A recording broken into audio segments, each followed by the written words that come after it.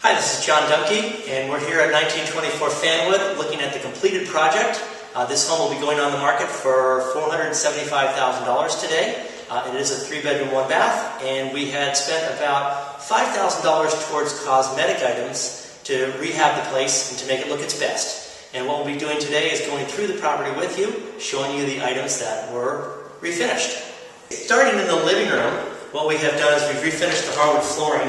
If you can get a shot of the hardwood floors, you'll see that there's a little more of a semi-gloss or a little bit of a gloss feel to it. What we did was we spent about $300 and had them lightly refinished, where they weren't sanded, but there was a Bona product. That's a Swedish refinishing product, and that was sort of like a mop and glow finish that was put onto the flooring that gives it a little bit of a new finish.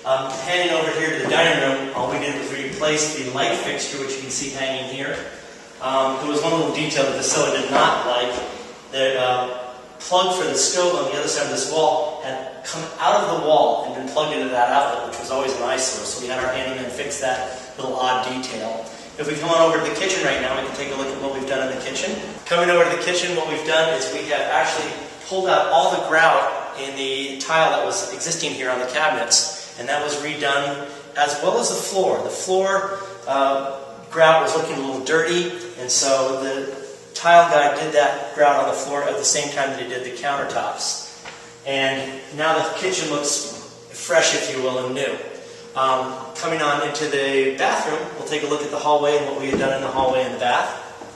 Before, the hallway had been painted sort of a dark green color, and you really don't want to have small spaces painted dark green, so we had the painter from this portion of the home back paint the house. He painted this Swiss coffee just to match the trim, along with the ceilings. We took down that fixture there, the light, the whole home vent, and had that painted along with replacing the light fixture. And if we come down, we can take a look at the other 2 bedrooms that have been completed as well.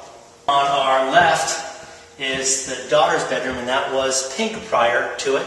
And what we did is we had painted that sort of a very light pale blue to match the living room, which was a slightly darker blue. In the other bedroom, we had that just painted the same for consistency. Going into the bathroom, you can see that we redid the countertops on this vanity, and we did put a new tile around the tub surround, and we had the bathtub reglazed. The actual color selection that we picked was just a slightly different color than the Swiss coffee on the trim. It's actually a stucco tan. We use all Dunn Edwards paint colors, just because most professional painters we've found use Dunn Edwards paint, so giving them a chip saves them a little bit of time. This is the entrance to the 3rd bedroom, or the den as it's being used right now. They had installed these French doors previously, but they had left them the wood color, and if you noticed that in the first video. What we had done is actually painted them white. There's just a little bit more of a consistency then, and it looks more appropriate with all the trim being painted white and having these frames being painted white.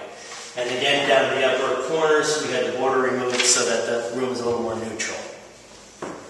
One thing that's handy to have is actually a Dunn Edwards fan deck. The reason we use Dunn Edwards is because most of our professional painters use Dunn Edwards paint, so we can give them the paint color that's the exact match. But what's helpful here is that when you do pick out sort of a paint color scheme, you'll see that if you have a particular color, it is all in the same hue, different levels of shades. So it makes it easier to pick out colors that are appropriate.